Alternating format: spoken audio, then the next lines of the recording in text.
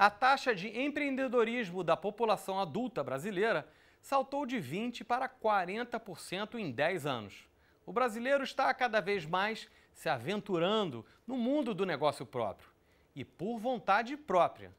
Muitas das novas iniciativas são as chamadas startups, empresas que criam modelos de negócio altamente escaláveis, a baixos custos, a partir de ideias inovadoras e que usam a tecnologia de maneira intensiva.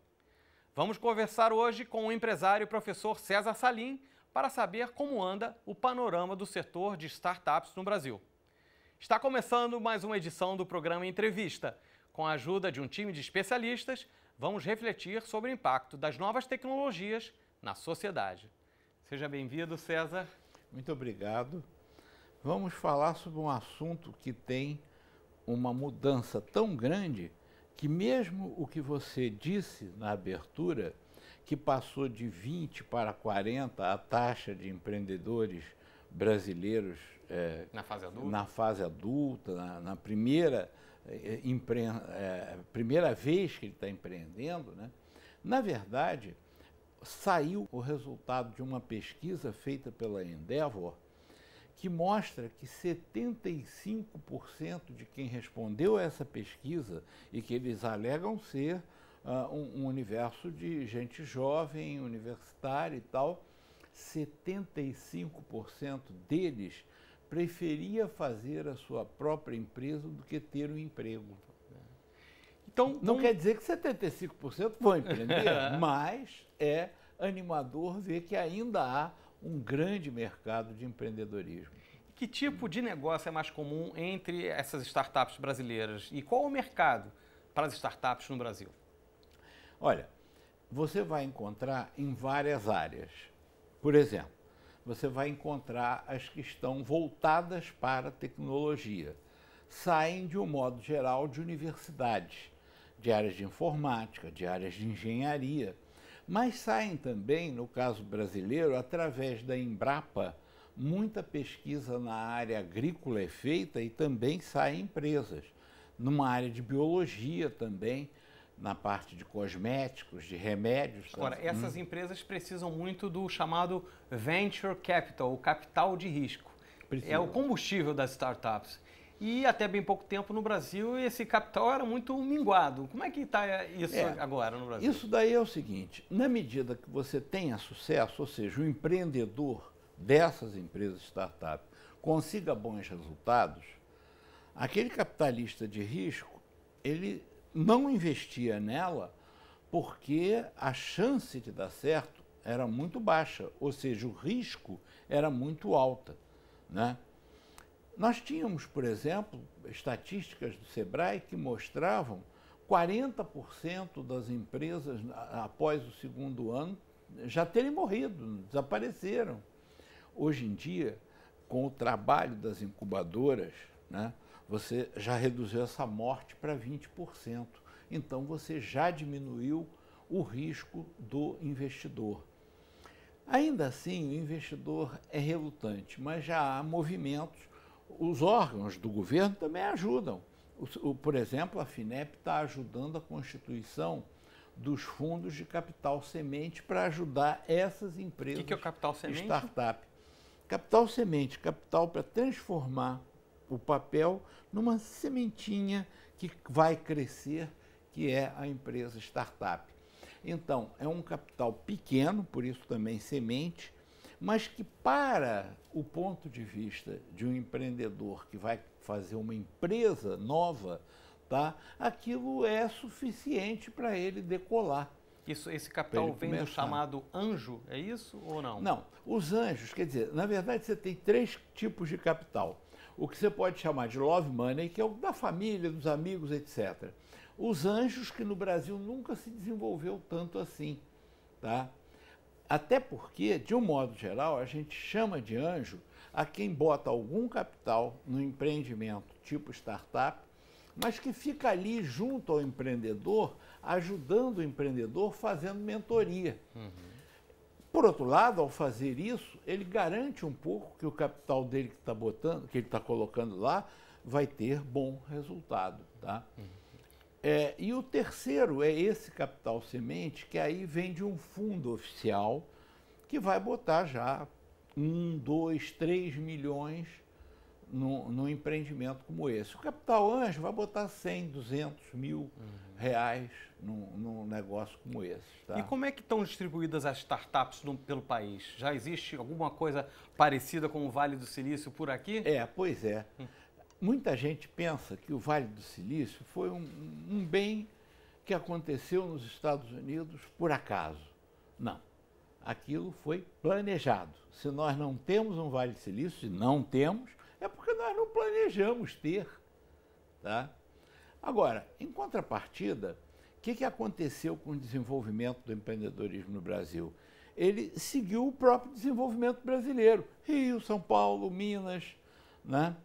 Há exceções? Há exceções por pessoas brilhantes que conseguiram mudar uma determinada situação. Por exemplo, Recife. Porto Digital. Recife tem o Porto Digital. Silvio Meira, que é nosso convidado também em outra edição. Silvio Meira, grande figura. Do programa né? Entrevista. Então, Silvio Meira, ele conseguiu juntar duas coisas. O empreendedorismo com uma universidade, a Universidade Federal de Pernambuco, especialmente a área de informática, que era onde ele estava atuando mais, e aí levou o governo a fazer o Porto Digital, e muito cá entre nós, o pessoal do Nordeste, quando resolve fazer uma coisa, se une mesmo e faz, e não tem para ninguém. Tá? Hoje, mais de 200 empresas já foram formadas pelo Porto Digital. Incrível. É uma exceção única? Também não é única, não. A gente vai encontrar outras espalhadas pelo Brasil afora. É que o seu programa só tem 15 minutos, senão eu falaria aqui o resto do programa só com exemplos de situações semelhantes a de Recife. Vale. Eu peguei Recife, que é a mais brilhante de todas. Vamos falar então de copycats. A minha percepção é de que muitas das startups brasileiras copiam, por isso chamadas de copycats, startups que foram bem-sucedidas em outros países. Estou enganado? Nenhum de nós tem nada contra copiar o que é bom, o que dá certo, né? Então não é ruim. Não é ruim. Agora, tem que tomar cuidado, porque eu não estou copiando uma coisa que deu certa nas mesmas condições, porque eu não tenho a mesma cultura de mercado, eu não tenho as mesmas necessidades, eu não tenho o mesmo poder executivo, poder de compra. Eu tenho características que precisam ser avaliadas. Então, uma coisa que era formidável num determinado país, quando você implanta no outro país sem fazer essa comparação de situação, uma avaliação melhor, você vai errar. Nós temos exemplos, eu não posso evidentemente citar os nomes, mas empresas que copiaram ipsis literis chegaram aqui, aí se deram conta de que havia uma situação um pouco diferente. Tá? Então, nessa hora é melhor a gente, ao copiar, pode copiar sim, nada contra, tropicalizar. Mas vamos adaptar. Vamos usar a criatividade do nosso empreendedor, não para inventar uma coisa nova, mas para melhorar e tropicalizar aquela coisa nova. Então, falando de empreendedor brasileiro, o que falta para ele? Você que lida com eles no seu dia a dia. Ah, meu Deus do céu, como faltam coisas para esse pobre empreendedor, esse herói brasileiro, que a primeira coisa que falta, embora esteja melhorando muito, é o reconhecimento da sociedade. No Brasil, a gente ainda não aprendeu a aplaudir os brasileiros que fazem coisas boas. Especialmente quando se trata, às vezes, de um jovem. Vão dizer que ele estava fazendo aquilo para ficar rico. Não, ele está fazendo aquilo para realizar um sonho. Né? Até ficou rico, pode ser, mas não é a principal coisa que ele quer atingir. Uma outra coisa que faltam é uma política nacional.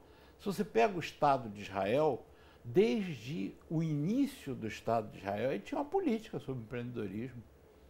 A política dele era que o empreendedorismo deve ser inovador e que o Estado vai criar 25 incubadoras e vai dar 500 milhões de dólares por ano de verba para que os jovens empreendedores possam desenvolver suas empresas.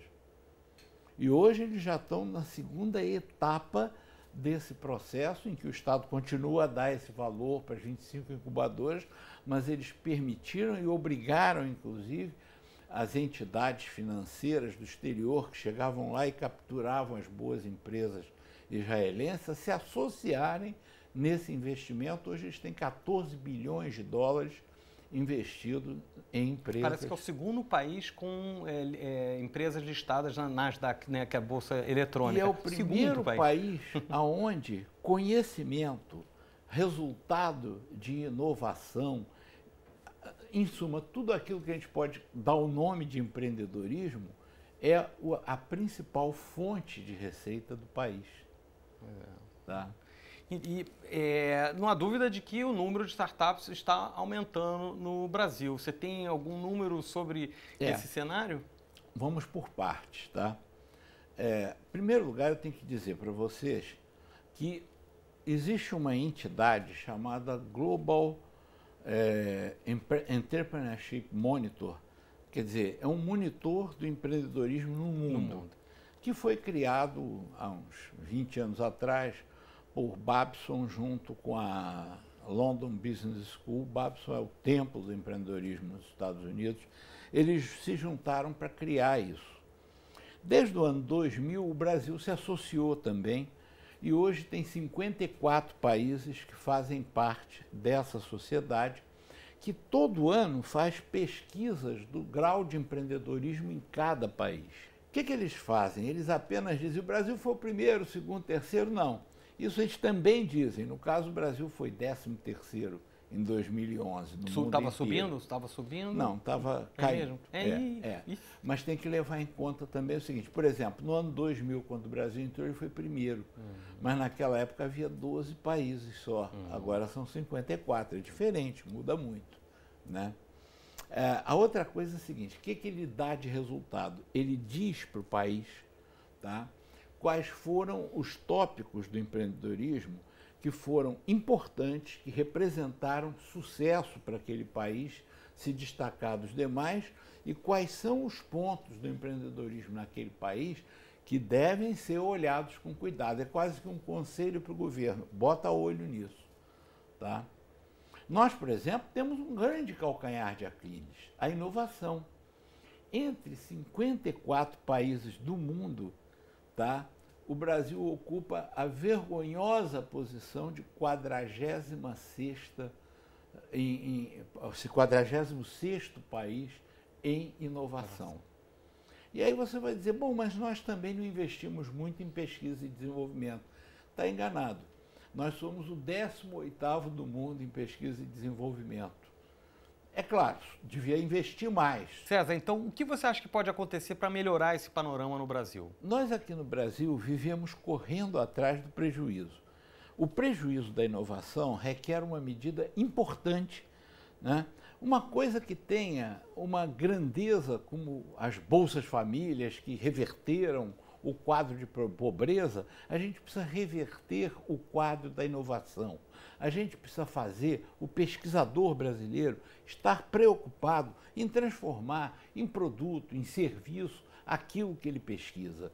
E nós teremos jovens empreendedores para ajudá-los a fazer o sucesso desses empreendimentos.